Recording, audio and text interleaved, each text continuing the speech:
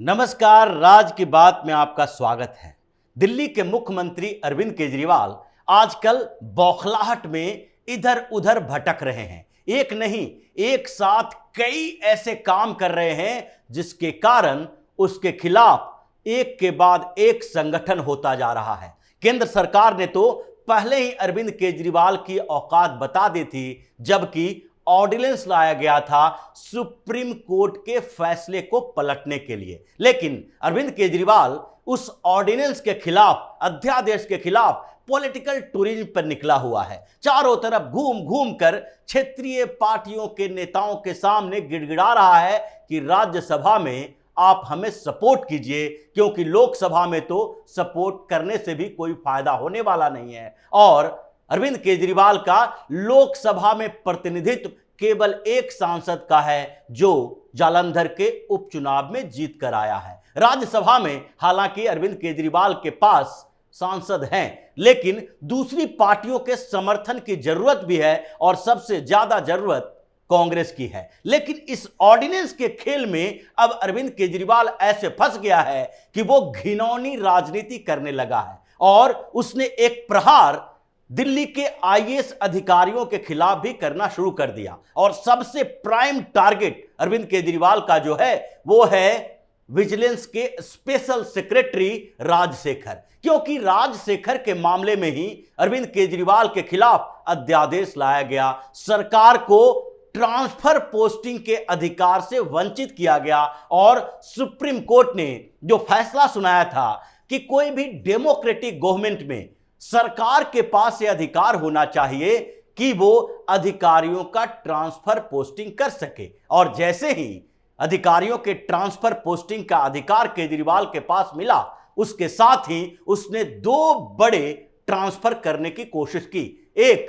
जो मोरे का किया गया, सर्विस डिपार्टमेंट के जो सेक्रेटरी थे, और दूसरी तरफ विजिलेंस डिपार्टमेंट के स्पेशल सेक्रेटरी राजशेखर का ट्रांसफर करने का आदेश पारित किया गया, जिसके कारण केंद्र सरकार को अध्यादेश लाकर सुप्रीम कोर्ट के फैसले को पलटना पड़ा। अब केजरीवाल के हाथ में कुछ नहीं है तो एक और नया तरीका अपना लिया है, और वो है विधानसभा का दुरुपयोग करना, विधानसभा के इस्तेमाल गलत तरीके से करना। और इस बीच जो पहले नोटिस जारी की गई थी 4 आईएएस अधिकारियों को, उसमें से अब सिलेक्ट करना शुरू कर दिया है कि किसके ऊपर सबसे कड़ी कार्रवाई की जाए, क्योंकि 4 आईएएस अधिकारियों में वो भी जो चीफ सेक्रेटरी नरेश कुमार भी शामिल थे, मोरे भी शामिल थे, अश्विनी कुमार भी शामिल थे, और ये जो राजशेखर हैं वो भी शामिल थे। लेकिन चीफ सेक्रेटरी के खिलाफ कोई बड़ा मामला नहीं था। वो जो स्वास्थ्य विभाग में ओपीडी काउंटर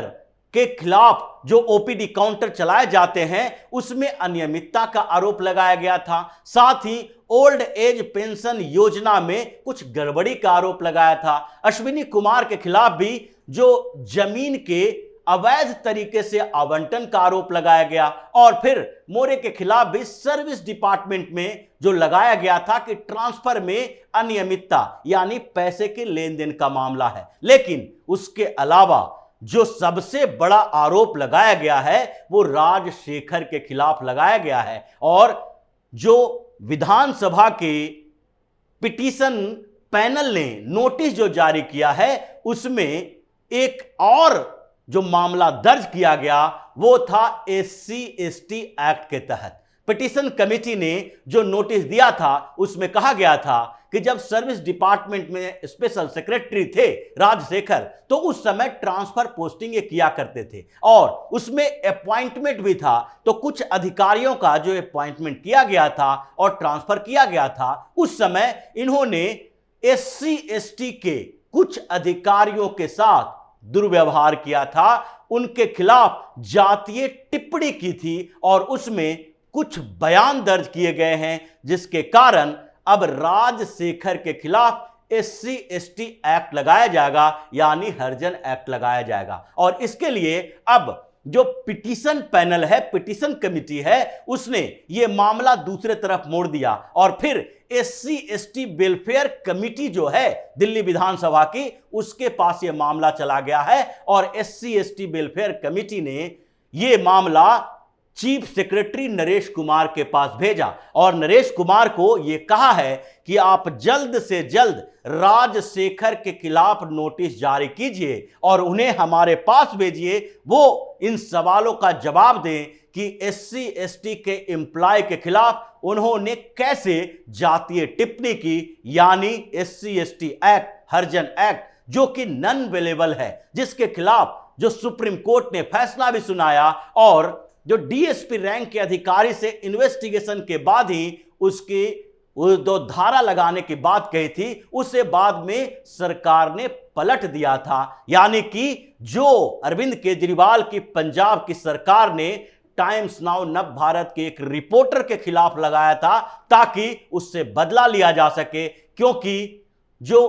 कार एक्सीडेंट का मामला होगा उसमें ड्राइवर फंसेंगे और फिर ये एक्सीडेंटल मामले में कोई बड़ा केस बनता नहीं है, तो उसमें रिपोर्टर के खिलाफ हरिजन एक्ट यानी एससी एसटी एक्ट लगाने की कोशिश की गई, जो बाद में अरविंद केजरीवाल के मुंह पर काली पोत गया। लेकिन इसमें भी राजशेखर के खिलाफ इसी एससी एसटी एक्ट का दुरुपयोग करने की कोशिश की जा रही है और नरेश कुमार को डायरेक्ट किया गया है, बताया गया है, निर्देश दिया गया है कि चूंकि आप मुख्य सचिव हैं तो आप अपने अधिकारी को यह निर्देश दीजिए कि वो आकर हमारे सामने पेश हों और कमिटी के सामने अपना बयान दर्ज करें और उस कमिटी के सामने जो बयान दर्ज होगा उसके बाद कमिटी ये फैसला लेगी। अब कमिटी अरविंद केजरीवाल की पार्टी का है, क्योंकि दिल्ली विधानसभा की स्थिति सबको पता है। यहां पर अरविंद केजरीवाल के अलावा दूसरे पार्टी यानी कि भारतीय जनता पार्टी की औकात कुछ भी नहीं है। 3-4 विधायकों से ना तो ये किसी कमिटी में प्रभावी हो सकते हैं, ना विधानसभा के अंदर प्रभावी हो सकते हैं। इसलिए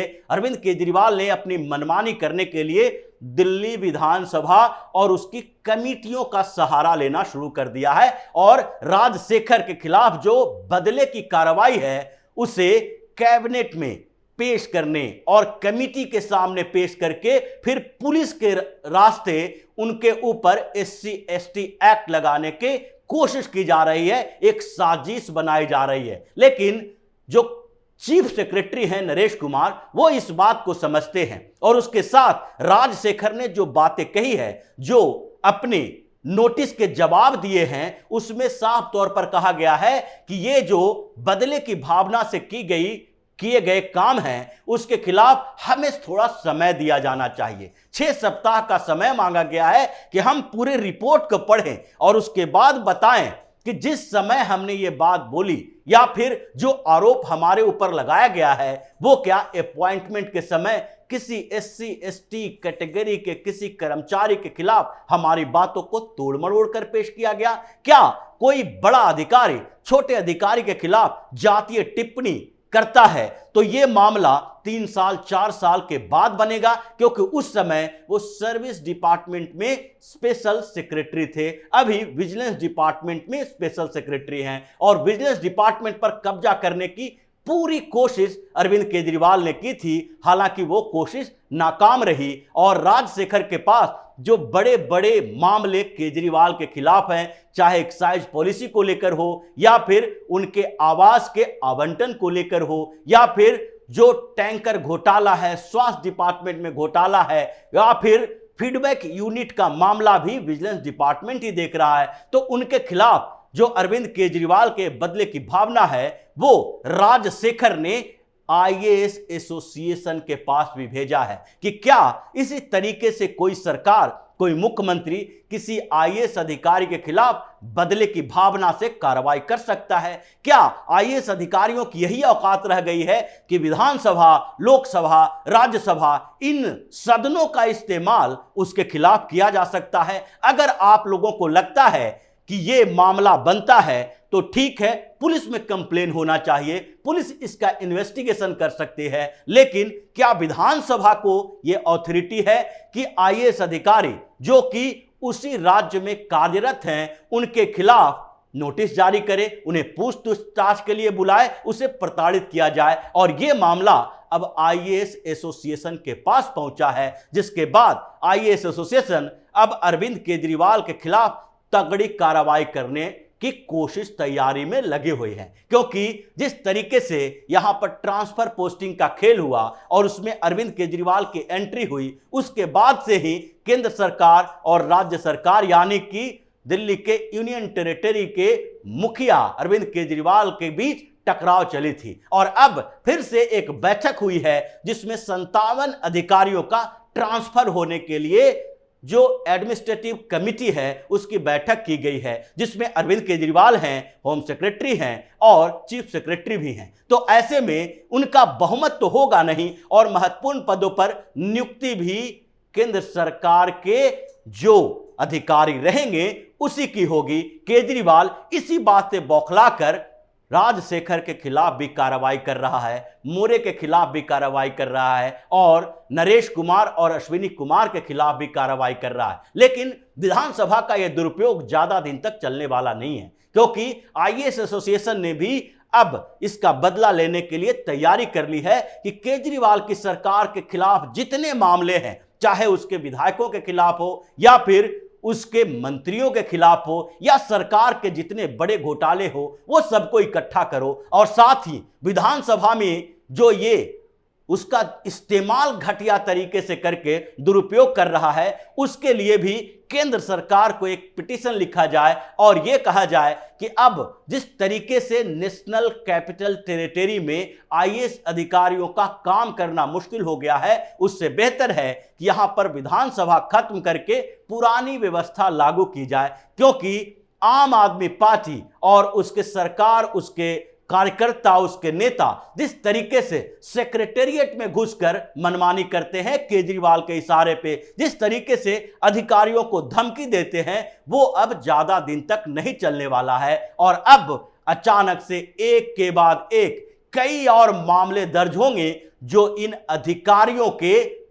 पास होंगे। अधिकारी जिन नेताओं ने इनको धमकी दी है, जिन कार्यकर्ताओं ने अवैधानिक तरीके से, गैर कानूनी तरीके से सेक्रेटेरिएट पे एंट्री की है, सबके खिलाफ मामला दर्ज किया जा रहा है और केजरीवाल की हेकड़ी निकालने की तैयारी की जा रही है। तो इसी तरह की खबरों के साथ फिर से हाजिर होंगे, तब तक के लिए बने रहिए हमारे साथ और देते रहिए हमें सहयोग, ताकि इसी तरह की खबर हम आपके लाते रहें। धन्यवाद।